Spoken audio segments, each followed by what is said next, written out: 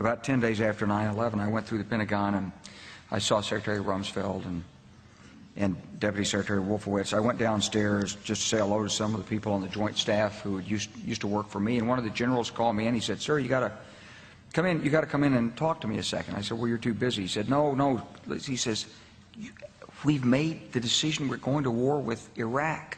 This was on or about the 20th of September. I said, "We're going to war with Iraq. Why?" He said, "I don't know."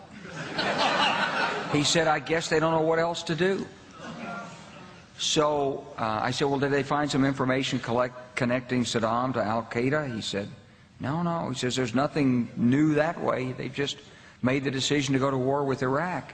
He said, "I guess it's like we don't know what to do about terrorists, but we've got a good military and we can take down governments." And he said, "I guess if the only tool you have is a hammer, every problem has to look like a nail." So I came back to see him a few weeks later, and by that time we were bombing in Afghanistan. I said, "Are we still going to war with Iraq?" And he said, "Oh, it's worse than that." He said, he reached over on his desk, he picked up a piece of paper, and he said, I just got this down from upstairs," meaning the Secretary of Defense's office today, and he said, "This is a memo that describes how we're going to take out 7 countries in 5 years, starting with Iraq and then Syria, Lebanon, Libya, Somalia, Sudan, and finishing off Iran."